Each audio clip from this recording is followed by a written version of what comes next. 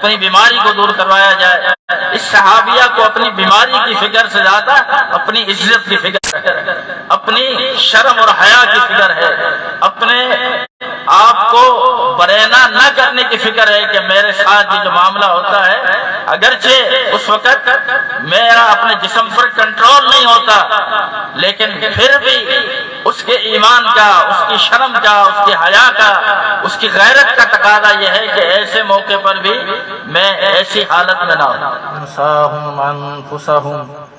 اولئک هم الفاسقون لا يستوي اصحاب النار واصحاب الجنہ اصحاب الجنة هم الفائزون۔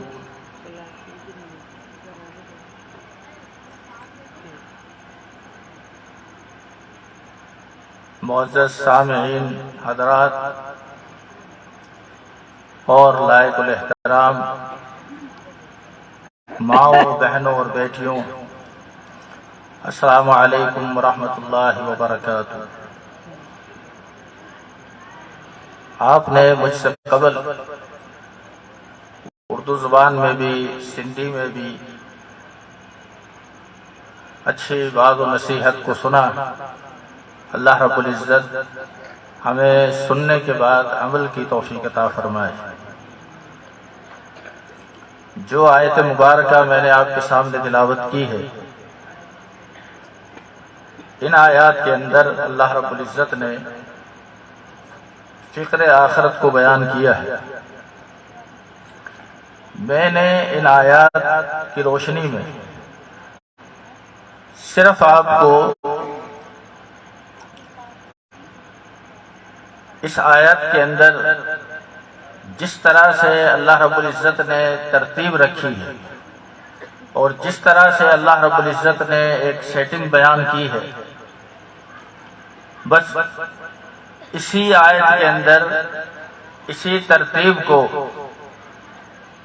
اور اسی سیٹنگ کو آپ کے سامنے وضاحت سے رکھنا ہے۔ آیت کا سب سے پہلا جو جملہ ہے، یا ایھا الذین آمنوا، اے ایمان والو، یہ جو الفاظ ہیں اس میں اللہ تعالیٰ نے تمام لوگوں کو شامل نہیں کیا۔ یعنی اگر تمام لوگ مخاطبین ہوتے تو اللہ تعالیٰ کی طرف سے ارشاد اس طرح سے ہوتا، یا ایھا الناس، اس میں سب شامل ہوتے، مسلمان بھی، غیر مسلم بھی، یہودی بھی، عیسائی بھی، منافق بھی، سب شامل ہوتے۔ لیکن یہ نہیں کہا، نہ یہ کہا کہ قل یا ایھا الکافرون، اس میں صرف کفار مخاطبین ہوتے، نہ یہ کہا کہ ان الذین آمنوا والذین ہادوا، اس طرح نہیں کہا کہ یہودیوں کو خطاب کیا جا رہا ہو یا نصارہ کو خطاب کیا جا رہا ہو، بلکہ ترتیب یہ ہے کہ یا ایھا الذین آمنوا، اے ایمان والو۔ یہ جو کلمہ ہے ایمان والو، ذرا سوچئے اللہ تعالیٰ قرآن مجید میں جن سے خطاب کر رہا ہے، جن سے مخاطب ہے، وہ کون لوگ ہیں جو اللہ پر ایمان لائے؟ اس کے سب سے پہلے مخاطبین صحابہ کرام ہیں، اور اس کے بعد بالتبع قیامت تک آنے والے اہل ایمان اس خطاب کے مخاطبین ہیں۔ اور یہ اتنا عزت والا خطاب ہے کہ اس سے غیر اہل ایمان نکل گئے، وہ اس خطاب کا کے مخاطبین نہیں۔ اسی لیے عبداللہ بن مسعود رضی اللہ تعالی عنہ فرماتے ہیں کہ جب کبھی قرآن مجید کی تلاوت کرو اور قرآن مجید کی تلاوت کے اندر تم یہ دیکھو کہ اس طرح بیان ہو رہا ہے یا ایھا الذین آمنوا، تو پھر اس مقام کو پوری توجہ سے سنو۔ اور غور کرو، دو باتوں میں سے ایک بات یا ایھا الذین آمنو کہنے کے بعد ضرور ہوگی، یا تو اللہ تعالیٰ کسی چیز کا حکم دے رہا ہوگا اور آپ نے اس حکم پر عمل کرنا ہے، یا اللہ تعالیٰ اہل ایمان کو کسی چیز سے روک رہا ہوگا اور آپ نے اس سے رکنا بھی ہے۔ اس لیے قرآن مجید کے اندر وہ آیات جو یا ایھا الذین آمنو سے شروع ہوتی ہے، اگر ان کو جمع کیا جائے تو یہ تقریباً قرآن مجید میں 91 مرتبہ یہ لفظ استعمال ہوا، یعنی 90 اور 1 91 دفعہ یہ لفظ استعمال ہوا یا ایھا الذین آمنو۔ اب دوسرا جملہ کیا ہے؟ اتقوا اللہ، اللہ سے ڈرو۔ اب ذرا سوچئے کون ایسا اہل ایمان ہے جو اللہ سے ڈرتا نہ ہو؟ کون سا ایسا اہل ایمان ہے جو یہ کہے کہ مجھے اللہ کا ڈر نہیں ہے؟ آپ کسی بھی بے عمل سے بے عمل مسلمان سے پوچھیں بھائی تم اللہ سے ڈرتے ہو؟ کہے گا ہاں، کیوں نہیں، میں اللہ سے ڈرتا ہوں، مجھے اللہ کا ڈر ہے، مجھے اللہ کا خوف ہے۔ کوئی مسلمان ایسا نہیں ہے جو یہ کہے کہ مجھے اللہ کا ڈر نہیں، بلکہ ہر گیا گزرا مسلمان اور کمزور سے کمزور ایمان والا بھی یہ نہیں کہے گا کہ مجھے اللہ کا ڈر نہیں ہے،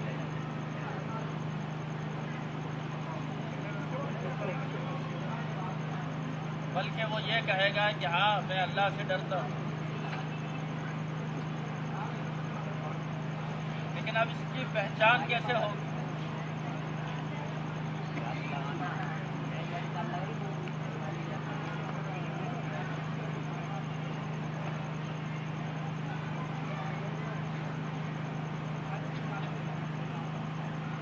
فرمایا کہ یا ایھا الذین آمنو، اے ایمان والو، اتقوا اللہ، اللہ سے ڈرو، وَلْتَنْظُرْ نَفْسٌ مَا قَدَّمَتْ لِغَدٍ، اور تم میں سے ہر نفس اس بات پر غور کرے کہ اس نے کل کے لیے کیا آگے بھیجا ہے۔ میں یہ کہہ رہا تھا کہ آپ کسی کمزور سے کمزور ایمان والے کو، کسی گناہگار مسلمان سے بھی اگر یہ پوچھیں کہ بھائی تم اللہ سے ڈرتے ہو، تو وہ کبھی یہ نہیں کہے گا کہ میں اللہ سے نہیں ڈرتا، یعنی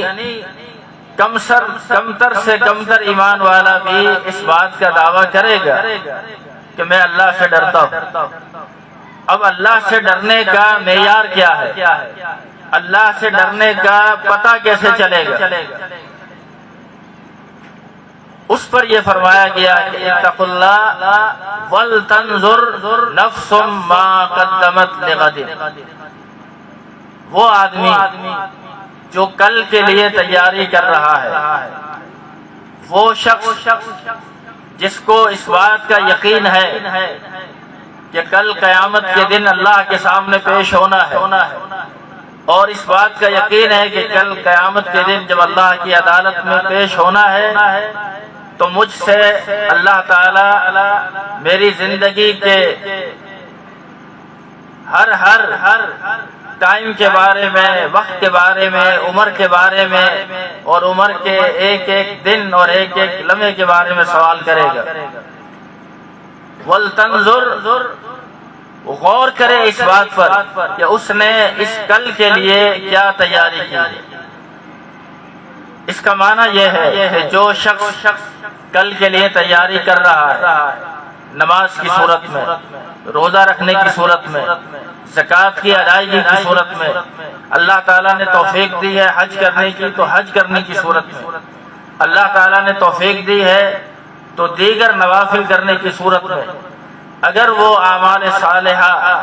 نیک اعمال کا ذخیرہ اپنے دامن میں سمیٹ رہا ہے تو اس کا مطلب یہ ہے کہ اس کو اللہ کا ڈر ہے، اس کو اس بات کا یقین ہے کہ کل قیامت کے دن اللہ کی بارگاہ میں پیش ہونا ہے اور پھر وہاں حساب و کتاب دینا ہے اور پھر وہاں مجھ سے ہر چیز کے بارے میں پوچھا جائے گا۔ اللہ کے رسول صلی اللہ علیہ وسلم کا فرمان ہے کہ لا تزال قدم ابن آدم کے قدم اپنی جگہ سے ہل نہیں سکیں گے جب تک اس سے 4 باتوں کے بارے میں سوال نہ کیا جائے اور وہ اس کا جواب نہ دے۔ سب سے پہلے نمبر پر فرمایا کہ اس سے پوچھا جائے گا ان شبابہ فیما ابلا، اللہ تعالیٰ اس سے اس کی جوانی کے بارے میں پوچھے گا کہ یہ جوانی تو نے کہاں گزاری۔ دوسرا سوال ہوگا ان عمرہ فیما افنا، جو اللہ نے تمہیں عمر دی اس عمر کو تم نے کہاں گزارا۔ تھوڑا سا غور کریں، پہلا سوال جوانی کے بارے میں اور دوسرا سوال پوری عمر کے تعلق سے ہے۔ یہاں یہ سوال پیدا ہوتا ہے کہ پوری عمر کے اندر انسان کی جوانی کا حصہ بھی آ جاتا ہے، لیکن کیا وجہ ہے کہ جوانی کا سوال الگ سے کیا گیا اور عمر کے بارے میں سوال الگ سے کیا گیا؟ تو اس کا جواب شارحین نے یہ دیا، محدثین نے یہ دیا کہ انسان کی زندگی کے اندر پوری زندگی میں جو مثالی دور ہے اس کی زندگی کا وہ جوانی کا دور ہے۔ یہ جوانی کے ایام، یہ جوانی کے دور، یہ جوانی کا لمحہ، یہ جوانی کا مرحلہ انسان کیسے گزارتا ہے اور کہاں گزارتا ہے۔ اس جوانی کے اندر کیا وہ اس طرح کر رہا ہے کہ کل قیامت کے دن اللہ تعالیٰ اس کو یہ شرف عطا کرے کہ جب کہیں سایہ نہیں ہوگا تو اللہ رب العزت اس کو اپنے عرش کے سائے میں جگہ عطا فرمائے۔ آپ نے فرمایا کہ سبعۃ یظلھم اللہ، 7 قسم کے انسان ایسے ہیں جنہیں اللہ تعالیٰ قیامت کے دن اپنے عرش کے سائے میں جگہ عطا فرمائے گا، جس دن اللہ کے عرش کے سائے کے علاوہ کہیں سایہ نہیں ہوگا۔ اس میں آپ نے سب سے پہلے جس کا ذکر فرمایا وہ امام عادل کا ذکر فرمایا، انصاف پرور امام، امیر المومنین، مسلمانوں کا خلیفہ، مسلمانوں کا امام۔ اور دوسرے نمبر پر فرمایا کہ شاب نشأ فی عبادت ربی، وہ نوجوان جس نے جوانی میں جب قدم رکھا تو اس نے اللہ کی نافرمانی اور معصیت کی طرف قدم نہیں رکھا۔ جوانی میں جیسے ہی اس پر جوانی آنا لگی تو وہ عبادات کے اندر اللہ کی عبادت کرنے میں، اللہ کے رسول صلی اللہ علیہ وسلم کی اطاعت کرنے کے اندر ہی وہ جوان ہوا اور موت تک پھر اس پر قائم رہا۔ اللہ تعالیٰ اسے کل قیامت کے دن جب کہیں سایہ نہیں ہوگا اپنے عرش کے سائے میں جگہ عطا فرمائے۔ تو دوسرا سوال اس کی عمر کے بارے میں تھا، پہلا سوال جوانی کے بارے میں تھا۔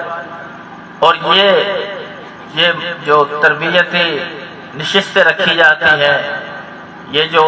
دروس کے پروگرام رکھے جاتے ہیں، علماء کرام سے ٹائم لے کر آپ کو دعوت دی جاتی ہے، آپ کو مدعو کیا جاتا ہے اور آپ ایک ایمانی جذبے کے ساتھ، دینی جذبے کے ساتھ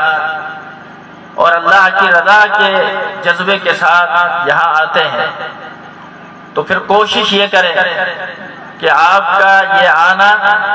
آپ کا یہ سننا اللہ کی بارگاہ کے اندر مقبول ہو جائے، اللہ تعالیٰ اسے قبول فرما دے اور یہ میری اور آپ کی نجات کا ذریعہ بن جائے۔ تو فرمایا کہ تیسرا سوال اس سے یہ ہوگا عن علم ہی، اللہ تعالیٰ قیامت کے دن آدم کے بیٹے سے پوچھے گا کہ تجھے جتنی چیزوں کا علم تھا اس پر تو نے عمل کتنا کیا، تجھے یہ مسئلہ معلوم تھا پھر تو نے اس پر عمل کتنا کیا۔ ہم سب علماء کرام سے یہ سب کچھ سنتے ہیں، کیا سنتے ہیں کہ من ترک الصلاۃ متعمدا فقد کفر، جس نے جان بوجھ کر ایک فرض نماز چھوڑ دی اس نے کفر کیا۔ کوئی معمولی گناہ ہے، کوئی معمولی مسئلہ ہے؟ اللہ کے رسول صلی اللہ علیہ وسلم نے فرمایا کہ جس شخص نے تین جمعے ناغہ کر لی، ایک جمعے میں نماز میں نہیں پہنچا، دوسرے جمعے بھی نہیں پہنچا، تیسرے جمعے بھی نہیں پہنچا، تو فرمایا لا ينتهين اقوام، قومیں باز آ جائیں اس بات سے، کس بات سے؟ جمعے کی نماز کو ترک کرنے سے، ورنہ کیا ہوگا؟ او لیختمن اللہ علی قلوبہم،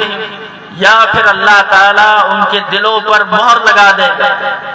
اور جب اللہ تعالیٰ ان کے دلوں پر مہر لگا دے ان کا دل سکڑ جائے گا، اور سکڑ جانے کے بعد اس دل پر مہر لگ جائے گی، پھر اس دل پر اگر مہر لگ جائے پھر آپ اس آدمی پر جتنا بھی واعظ کریں، نصیحت کریں، بڑے بڑے علماء اور بڑے بڑے شیوخ الحدیث کے پاس لے جائیں اور وہ سب اس کو سنائیں، اس کے سامنے قرآن رکھ کر سنائیں، اس کے سامنے حدیث رکھیں، حتیٰ کہ قرآن مجید میں یہاں تک کہا گیا کہ وَلَوْ أَنَّنَا نَزَّلْنَا إِلَيْهِمُ الْمَلَائِكَةَ، اگر ہم ان کے سامنے آسمان سے فرشتوں کو نازل کر دیں، وَكَلَّمَهُمُ الْمَوْتُ، اور قبر سے مردے کھڑے کر دیں اور مردے کھڑے ہو کر ان سے کلام کرنے لگے، وَكَلَّمَهُمُ الْمَوْتَ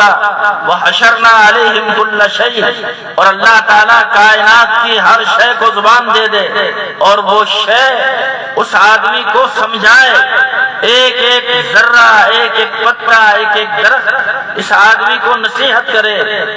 تو فرمایا کہ ان سب کی محنتیں اللہ تعالیٰ کی اس مہر کو نہیں توڑ سکتی۔ مَا كَانُوا لِيُؤْمِنُوا، تو پھر وہ ایمان نہیں لائیں گے۔ یہ مہر اتنی خطرناک ہے، اس لیے جب کبھی کسی ایسی مجلس میں آئیں تو یہ نیت کر کے آئیں، یہ ذہن بنا کر آئیں کہ انشاءاللہ آج کے بعد اپنی اصلاح کروں گا، آج کے بعد اپنے آپ کو بدلنے کی کوشش کروں گا، آج کے بعد میں اللہ کی نافرمانی کو دعوت نہیں دوں گا،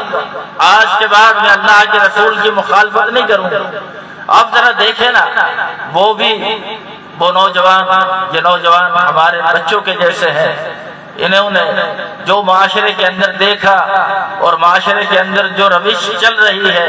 اور معاشرے کے اندر جو حالات چل رہے ہیں، ہم سب اسی ڈگر پر چل رہے ہیں۔ کوئی نوجوان سگریٹیں پی رہا ہے، کوئی نشہ کر رہا ہے، کوئی داڑھی منڈوا رہا ہے، کوئی قدم قدم پر اللہ کی نافرمانی کر رہا ہے۔ پھر ہم امید رکھیں کہ اللہ تعالی ہم پر رحم فرمائے گا، اللہ تعالی ہمارے اوپر برکتیں نازل فرمائے گا، اللہ کی طرف سے مدد اور نصرت آئے گی۔ یہ کیسی اللہ تعالیٰ سے ہم امیدیں باندھتے ہیں؟ یہ تو بے وقوف آدمی کی سوچ ہے۔ اللہ کے رسول صلی اللہ علیہ وسلم نے فرمایا کہ عقل مند آدمی وہ ہے القیس من دان نفسہ، عقل مند انسان تو وہ ہے جو اپنے آپ کو چھوٹا سمجھے، وعمل لما بعد الموت، اور کام وہ کرے جو مرنے کے بعد کام آنے والا ہے، والعاجز من اتبع نفسہ ہوا، اور فرمایا کہ عاجز اور بے وقوف انسان وہ ہے جو اپنی خواہشات کے پیچھے چلتا ہے، وتمنا علی اللہ، اور اللہ پر امیدیں باندھتا ہے کہ اللہ بڑا غفور الرحیم ہے، اللہ بڑا معاف کرنے والا ہے، اللہ بڑا نکتہ نواز ہے، اللہ نے فلاں 100 بندے کے قاتل کو معاف کر دیا، اللہ نے فلاں فاحشہ کو معاف کر دیا، اللہ نے فلاں چور کو معاف کر دیا۔ یقیناً اللہ غفور الرحیم ہے، اللہ معاف کرنے والا ہے، لیکن انسان یہ تڑپ لے کر بھی تو آئے، یہ اپنے دل کے اندر جذبہ لے کر بھی تو آئے نا۔ جو اتنے آدمیوں کا قاتل تھا اس کو احساس ہو گیا اپنی زندگی میں، ایسا تو نہیں کہ اس نے توبہ کرنے کے بعد دوبارہ پھر وہی جرم شروع کر دیا۔ وہ فاحشہ عورت نے جب ایک نیکی کی پھر اس نیکی کے بعد وہ اس نے اپنی زندگی کو بدلا۔ جتنے بھی ہم ایسے واقعات سنتے ہیں وہ اس کا مطلب یہ نہیں کہ اس نے پوری زندگی میں ایک نیک کام کیا اور بقیہ زندگی دوبارہ برائی سے شروع کر دی، یہ مطلب قطعاً نہیں، ایسا کسی روایت کے اندر نہیں ہے، بلکہ اس کے بعد اس نے آنے والی زندگی کو بدلا اور ایسا بدلا کہ پھر وہ مثالی انسان بن گئے، پھر اعلیٰ ترین درجے کے لوگ بن گئے، پھر ان کی زندگی ایک نمونہ بن گئی، لوگوں کے سامنے ایک مشعل راہ بن گئی۔ تو فرمایا کہ جو علم تمہارے پاس تھا اس علم پر کتنا عمل کیا۔ آج ہم کتنی باتیں سنتے ہیں، کتنا عمل کے لیے باتیں سنتے ہیں، لیکن پھر عملی اعتبار سے ہمارا حال کتنا خراب ہے۔ ام المومنین عائشہ رضی اللہ تعالیٰ عنہ کے پاس ایک شخص آیا اور مسئلہ پوچھا، پھر کچھ دنوں کے بعد آیا، پھر آپ کی مجلس میں آ کر سوال کیا، پھر آپ نے جواب دیا، پھر ایک دفعہ آپ کی مجلس میں آیا، یہ مسئلہ بتا دو، یہ مسئلہ بتا دو۔ ایک دن آپ نے پوچھا کہ یہ روزانہ آ کر مسائل پوچھتے ہو، عمل بھی کرتے ہو؟ کہنے لگا ہاں، عمل کے اعتبار سے کوتاہی ہے، عمل کے اعتبار سے میرے اندر کمزوریاں پائی جاتی ہیں۔ فرمایا لا تقتصر علیک حجج اللہ، اے اللہ کے بندے اپنے آپ پر اللہ کی حجتوں کو زیادہ نہ کر، ایسا نہ ہو کہ کل قیامت کے دن تیرے پاس معلومات کا ذخیرہ تو بہت ہو اور عمل سے تہی دست ہو، اور عمل کے اگر سواری نے کام نہ دیا تو قیامت کے دن کسی کا حسب اور نسب کام نہیں آئے گا۔ اللہ کے نبی صلی اللہ علیہ وسلم فرماتے ہیں، صحیح مسلم کی حدیث ہے، من بطأ عملہ لم یسرع بہ نسبہ، جس آدمی کو اس کے عمل کی سواری نے پیچھے کر دیا اس کو کل قیامت کے دن اس کا حسب نسب کوئی کام نہیں آئے گا۔ آپ نے اپنی بیٹی فاطمہ رضی اللہ تعالی عنہ سے فرمایا سلینی من مالی ما شئتی، اے میری بیٹی میرے گھر میں جو میرا مال ہے اس میں سے تمہیں جو چیز چاہیے وہ لے لو، میں تمہیں دے دوں گا، لا اغنی عنک من اللہ شیئا، کل قیامت کے دن یہ سمجھ کر مت آنا کہ میں نبی کی بیٹی ہوں۔ لہذا اللہ کے نبی میرے باپ نبی ہیں، سید الاولین والآخرین ہیں، سید ولد آدم ہیں، سب سے پہلے جنت کا دروازہ کھلوانے والے آپ ہیں۔ یہ تمام شرف کمال اور منزلت اپنی جگہ پر، لیکن اس کا معنی ہرگز یہ نہیں کہ میں نبی کی بیٹی ہوں لہذا مجھے عمل کی ضرورت ہے۔ آپ نے اپنے خاندان کے افراد کے نام لے کر کہا، ایک ایک فرد کا نام لے کر کہا، یا عباس بن عبد المطلب، اے عباس میرے چچا، عمل کرے، وانقذ نفسک من النار، اور اپنے آپ کو جہنم کی آگ سے بچا، لا اغنی عنک من اللہ شیئا، لا اغنی عنک من اللہ شیئا، میں کل قیامت کے دن تمہارے کوئی کام نہیں آؤں گا۔ آپ نے اپنی پھپھی صفیہ رضی اللہ تعالیٰ عنہ سے کہا، یا صفیہ تو عمت رسول اللہ، اے صفیہ اللہ کے نبی کی پھپھی، اعملی، عمل کرو، وانقذی نفسک من النار، اور اپنے آپ کو جہنم کی آگ سے بچاؤ، لا اغنی عنک من اللہ شیئا، میں کل قیامت کے دن تمہارے کوئی کام نہیں آؤں گا۔ جب اللہ کے نبی اپنے گھر کے افراد کے نام لے لے کر اس طرح سے کہیں، کیا میں اور آپ اس بات کی توقع رکھیں کہ ہم جنت میں چلے جائیں گے؟ جنت ہمارے نام پر الاٹ ہو چکی، جنت پہ ہم نے جانا ہی جانا ہے۔ میرے بھائی اس قسم کی غلط فہمیوں میں نہ رہیں۔ اعمال کی چادر اگر میلی ہوگی، اعمال سے انسان تہی دست ہوگا، اعمال سے ہاتھ خالی ہوں گے، تو کل قیامت کے دن کوئی دوستی، کوئی تعلقات، کوئی حسب اور نسب کسی کام نہیں آئے گا۔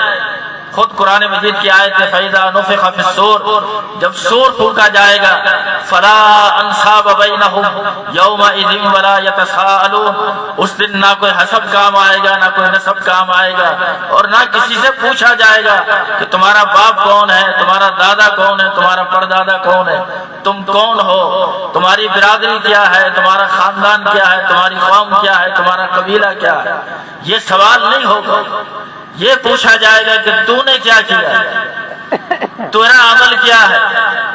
قبر میں بھی جو سوال ہے اس سے کیا پوچھا جا رہا ہے، تیرا رب کون ہے، من ربو کا، تو نے رب کس کو مانا، ماں دینوں کا، تیرا دین کیا ہے۔ جو تمہاری طرف رسول بنا کر بھیجے گئے ان کی اتباع کی کہ نہیں کی؟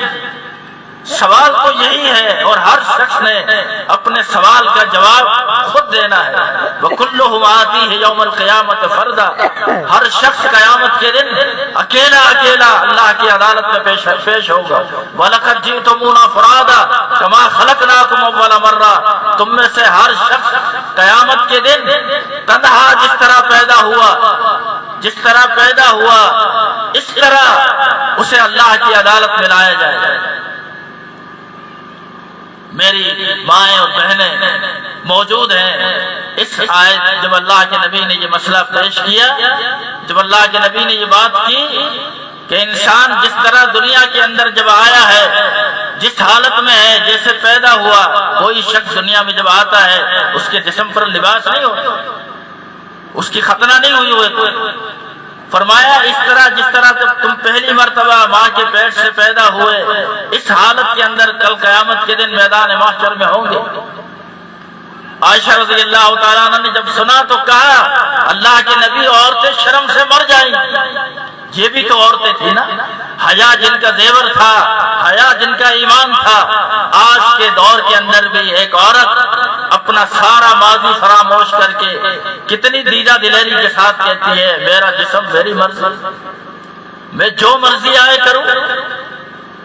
میں جس کے ساتھ چاہوں تعلقات بناؤں، جس کے ساتھ چاہوں رہوں، مجھے نکاح کی کوئی ضرورت نہیں۔ اس سے بڑی بغیرتی ہے کوئی؟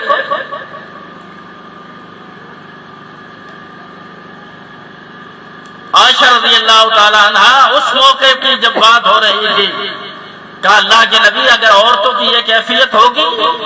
تو کیا حال ہوگا؟ آپ نے فرمایا یا عائشہ وہ دن ایسا ہے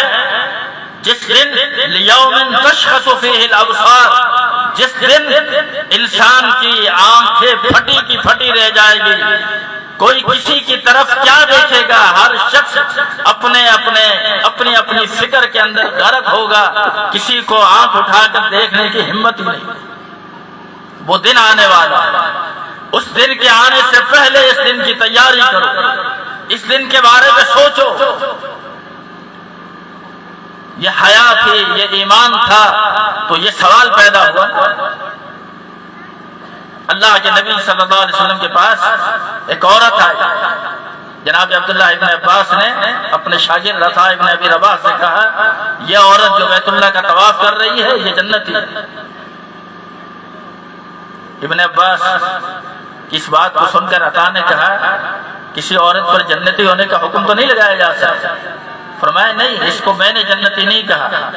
اللہ کے نبی نے اس کو جنتی کہا۔ وجہ کیا بنی؟ وجہ یہ بنی یہ عورت اللہ کے نبی کے پاس آئی اور آ کر کہنے لگی اللہ کے نبی مجھے ایک بیماری ہے، مرگی کی بیماری، ہماری آج کی تحقیق میں اسے مرگی کی بیماری ہے، جس میں سر میں چکر آئے اور گر پڑتا ہے بندہ اور ہاتھ پاؤں اس کے کانپنے لگتے ہیں۔ حافظ ابن حجر رحمۃ اللہ علیہ فتح الباری میں لکھتے ہیں کہ یہ ان کے دور تک، نویں صدی ہجری تک یہ عمل، یہ بیماری، اس کا علاج دریافت نہیں ہوا۔ تو فرمایا کہ مجھے یہ بیماری، انسان کا سانس تنگ ہو جاتا ہے جس کی وجہ سے سانس نہیں آتی اور گر پڑتا اور بے ہوش ہو جاتا ہے۔ اس نے کہا اللہ کے نبی آپ میرے لیے دعا کریں اللہ تعالیٰ مجھے اس بیماری سے شفا عطا فرمائے، اس لیے کہ جب میری یہ حالت ہوتی ہے میں گر جاتی ہوں تو میری ستر پوشی بھی قائم نہیں رہتی، میں برینا ہو جاتا ہوں۔ تو اللہ کے نبی صلی اللہ علیہ وسلم نے فرمایا ان شئت اللہ تعالیٰ تمہیں شفا۔ تو اس عورت نے کہا اللہ کے نبی میں صبر کروں کہ دورہ پڑے تو میں برینا نہ ہوں، میری ستر پوشی قائم رہے۔ میری ماں اور بہنوں، اس میں آپ کے لیے سبق یہ ہے کہ کیا وہ دور تھا اور کیا اللہ کے نبی صلی اللہ علیہ وسلم کی وہ تربیت تھی کہ جب ایک عورت جو بیماری کی کیفیت میں ہے، پریشانی کی کیفیت میں ہے، اور ایسے موقع پر اولاً ترجیحات یہ ہوتی ہے کہ اپنا علاج کروایا جائے، اپنی بیماری کو دور کروایا جائے۔ اس صحابیہ کو اپنی بیماری کی فکر سے زیادہ اپنی عزت کی فکر ہے، اپنی شرم اور حیا کی فکر ہے، اپنے آپ کو برینا نہ کرنے کی فکر ہے کہ میرے ساتھ یہ جو معاملہ ہوتا ہے، اگرچہ اس وقت میرا اپنے جسم پر کنٹرول نہیں ہوتا، لیکن پھر بھی اس کے ایمان کا، اس کی شرم کا، اس کی حیا کا، اس کی غیرت کا تقاضا یہ ہے کہ ایسے موقع پر بھی میں ایسی حالت میں نہ ہوں۔ میں عرض یہ کر رہا تھا کہ تیسرا سوال یہ ہے کہ کتنا علم تھا، اس پر عمل کتنا کیا، علم کے بارے میں بھی سوال ہو۔ اور چوتھی بات یہ کہی گئی کہ ان مالہ، اس کے مال کے بارے میں اس سے پوچھا جائے گا کہ یہ مال من این اکتسبہ، اس مال کو کہاں سے کمایا، ومن این انفقتہ، اور اس مال کو کہاں خرچ کیا۔ آج مال کو خرچ کرنے کے، کمانے کے حوالے سے بہت سے لوگ حلال طریقوں سے کماتے ہیں لیکن حرام طریقوں میں ضائع کر دیتے ہیں، اور بہت سے لوگ کماتے ہی حرام طریقوں سے ہیں، اور جب حرام طریقوں سے کمائیں گے تو پھر تو وہ ظاہر ہے اگر حلال طریقے پر بھی خرچ کریں گے تو اس کا کوئی اجر نہیں۔ اس لیے یہ کہا جا رہا ہے یا ایھا الذین آمنوا، ایمان والو، اتقوا اللہ، اللہ سے ڈرو، اور تم میں سے ہر نفس اس بات پر غور کرے کہ اس نے کل قیامت کے لیے کیا تیاری کی ہے۔ وَلْتَنظُرْ نَفْسٌ مَا قَدَّمَتْ لِغَدٍ وَاتَّقُوا اللَّهَ، اللہ سے ڈرو۔ آیت کی شروع میں یا ایھا الذین آمنوا اتقوا اللہ، آیت کے شروع میں بھی کہا اللہ سے ڈرو، اب جب آیت کا اختتام ہو رہا ہے تب بھی یہ کہا جا رہا ہے اللہ سے ڈرو، اتقوا اللہ، اللہ سے ڈرو۔ اچھا، شروع میں ڈرایا جا رہا تھا، ترتیب آیت کی دیکھیے جملوں کی، پہلے اہل ایمان کو مخاطب کر کے کہا کہ کیا کرو، اللہ سے ڈرو۔ اللہ سے ڈرنے کا مطلب ہے عمل کرو، کل قیامت کے دن کام آنے والا ہے۔ اب پھر کہا جا رہا ہے اللہ سے ڈرو۔ چلے، پہلے اللہ سے ڈرایا گیا عمل کرنے کے لیے، اب کیوں ڈرے؟ اب تو عمل کر لیے، اب تو اعمال کا ذخیرہ آ گیا۔ فرمایا اب عمل کرنے کے لیے، اب ڈرنے کے لیے زیادہ ضرورت ہے، اب ڈرنے کی ضرورت پہلے سے زیادہ ہے۔ کیوں؟ پہلے آپ کے پاس اعمال نہیں تھے، اس لیے ڈرنے کی ضرورت ہے، لیکن اب آپ کے پاس اعمال آ گئے ہیں، اب ڈرنے کی ضرورت اس لیے ہے تاکہ آپ کے عمل ضائع نہ ہو جائے، آپ کے عمل ریاکاری کا شکار نہ ہو جائے، آپ کے اعمال جو ہے کل قیامت کے دن ریزہ ریزہ کر کے اور ذرہ ذرہ کر کے اڑا نہ دیے جائے، آپ کے عمل کے اندر ریاکاری نہ آ جائے۔ ریاکاری ایسا عمل ہے کہ اللہ کے رسول صلی اللہ علیہ وسلم نے فرمایا من صلی یرائی فقد اشرک، جس نے دکھلاوے کے لیے نماز پڑھی اس نے شرک کی، ومن صام یرائی، جس نے دکھلاوے کے لیے روزہ رکھا اس نے شرک کی، ومن تصدق یرائی فقد اشرک، جس نے دکھلاوے کے لیے صدقہ دیا تاکہ لوگ مجھے کہیں یہ بڑا مالدار ہے، بڑا جواد ہے، بڑا سخی ہے، بڑا اللہ کے راستے میں خرچ کرتا ہے، نیت دل میں یہ ہو، فرمایا یہ آدمی خرچ نہیں کر رہا، شرک کر رہا۔ اس لیے فرمایا کہ عمل وہ کرو کہ تمہارے دائیں ہاتھ سے جو خرچ ہو رہا ہے تمہارے بائیں ہاتھ کو پتہ نہ چلے۔ ایسے خرچ کرنے والے کو اللہ تعالیٰ کل قیامت کے دن عرش کے سائے میں جگہ عطا دے۔ تو اب عمل کرنے کی ضرورت اس لیے ہے تاکہ ریاکاری کا شکار نہ ہو جاؤ اور تمہاری نیکیاں برباد نہ ہو جائیں۔ واتقوا اللہ، اللہ سے ڈرو، ان اللہ خبیر بما تعملون، اللہ تعالیٰ تمہارے اعمال سے خوب باخبر ہے۔ یہ فکر آخر کے عنوان پر چونکہ پہلے بات چل رہی تھی، میں نے چاہا کہ اس آیت کی روشنی کے اندر تھوڑی سی وضاحت کر دوں کہ دیکھیں ایک ایک جملے کے اندر مجھے اور آپ کو یہ پیغام دیا جا رہا ہے کہ اللہ سے ڈرنا صرف زبان سے دعویٰ نہیں ہے، اللہ سے ڈرنے کا جو دعویٰ ہے وہ عمل کے ساتھ، اخلاص کے ساتھ اور ریاکاری سے بچا کر عمل کرنا ہے، تاکہ یہ عمل جو خبیر ہے، جسے ایک ایک عمل کے بارے میں پتہ ہے، اس کے پاس محفوظ ہو جائے، کل قیامت کے دن میرے اور آپ کے نامہ اعمال کے اندر وہ عمل ثابت ہو جائے اور ہماری نجات کا سبب بن جائے۔ اللہ رب العزت ہم سب کو اس تعلق سے اپنا محاسبہ کرنے کی توفیق عطا فرمائے۔ اسی طرح یہاں جو تعلیم کا سلسلہ شروع کیا گیا، اللہ رب العزت دین کی تعلیم کے، بچیوں کی تعلیم کے حوالے سے جو بھی ادارے کام کر رہے ہیں، اللہ تعالیٰ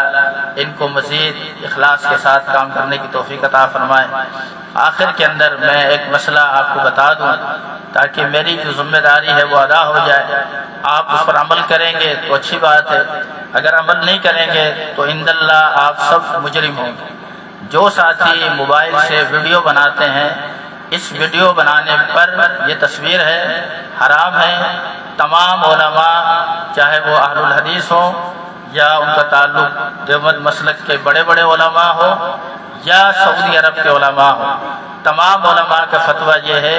لعن اللہ المصورین۔ صحیح بخاری کی یہ صحیح ترین حدیث ہے، اس میں کسی قسم کا کوئی ذوف نہیں ہے۔ فرمایا یہ جو لوگ اس طرح سے تصویر کشی کرتے ہیں، اس پر اللہ کی لعنت ہو۔ اللہ کی لعنت اگر آپ برداشت کر سکتے ہیں آپ بنایا کریں، یہ کوئی دلیل نہیں ہے کہ فلاں عالم کی ہم بناتے ہیں اس نے کچھ نہیں کہا، فلاں عالم کی بناتے ہیں اس نے کچھ نہیں کہا۔ آپ سب نے مر کر اللہ کو جواب دینا ہے، اور یہ سب سے بدترین قسم کا گناہ ہے،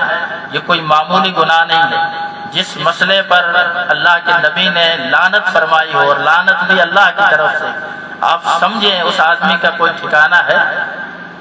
یہ لعنت کا ذکر قرآن مجید کے اندر میں تفصیل میں نہیں جاتا، بہت سے لوگوں کے لیے بیان ہوا ہے، اور جہاں اللہ کی لعنت آ جائے پھر آپ رحمت کی امید نہ رکھیں۔ تو یہ میرا فرض تھا، میں نے آپ کو یہ بات بتائی، میں نے یہاں یہ چیز دیکھی، ان ساتھیوں کو بھی بتائی، اللہ ان کو بھی جزائے خیر دے۔ وہ جو ساتھی آئے ہوئے تھے ان کو بھی بتائے، انہوں نے بھی بڑی اچھا کام کیا۔ یہ چیزیں، یہ جو آپ کے پاس موبائل ہے، اس چیز نے مجھے اور آپ کو نا، جن کے پاس یہ ٹچ موبائل ہے، اتنا معاشرے کو خراب کر دیا ہے، اتنا معاشرے کو گناہگار کر دیا ہے کہ واللہ میں آپ کو اس کے بارے میں کیا بتاؤں۔ انسان ابھی نماز پڑھ کے آتا ہے پھر اس میں غرق ہو جاتا ہے، جو نیکی کر کے آیا وہ ساری کی ساری ملیاں میں، کوئی موبائل کے اندر گانے سن رہا ہے، کوئی غلط پکچریں دیکھ رہا ہے، کوئی ڈرامے دیکھ رہا ہے۔ یعنی یہ چیزیں اتنی ہلکی ہو گئی، اتنی عام ہو گئی کہ اب یہ گناہ نہیں رہا۔ اور سب سے بری بات یہ ہے کہ اگر ایک انسان کسی گناہ کو گناہ نہ سمجھے تو پھر اس کے دل میں، جب میں ایک چیز کو گناہ ہی نہیں سمجھتا تو میں اس سے کیسے بچوں؟ اگر میں کسی چیز کو گناہ سمجھوں گا تو میں اس سے بچوں گا، اگر میں کسی چیز کو یہ سمجھوں گا کہ یہ غلط ہے تو میں اس سے بچوں گا۔ تو میں اپنے بھائیوں کو، دوستوں کو، بچوں کو یہ نصیحت کروں گا کہ اس سے بچیں۔ اس میں جو آپ کے فائدے کا معاملہ ہے، آج کے دور میں کال کرنے کی اور معاملات واٹس ایپ کے ذریعے سے آسان ہونے کی ایک ضرورت بن گئی، اس تک اس کو استعمال کریں۔ اپنے بچوں کے ہاتھ میں، اپنی بچیوں کے ہاتھ میں یہ موبائل نہ دیں، واللہ اس سے گھر تباہ ہو گئے۔ 20 مثالیں، مجھ سے زیادہ مثالیں آپ لوگ جانتے ہیں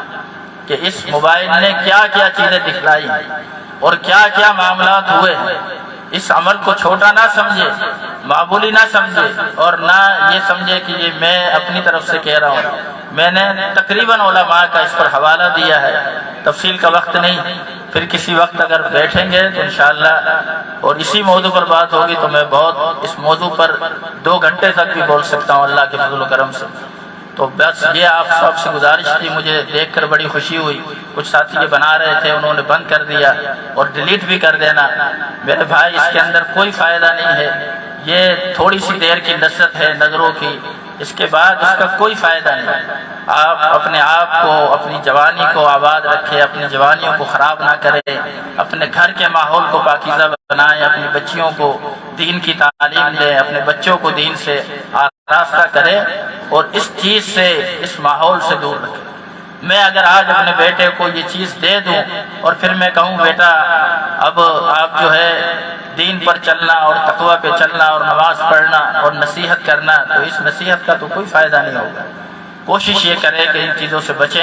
اللہ تعالیٰ مجھے اور آپ کو عمل کی توفیق عطا فرمائے۔ اللہ تعالیٰ ہماری جو لغزش ہے، کوتاہیاں ہیں، اللہ تعالیٰ اس سے درگزر فرمائے، اور اللہ تعالیٰ ہمیں نیک عمل کرنے کی توفیق عطا فرمائے، اور جو ہم ٹوٹی پھوٹی عبادتیں کر رہے ہیں اللہ تعالیٰ اسے قبول فرمائے۔ جزاکم اللہ خیر، واحسن جزا۔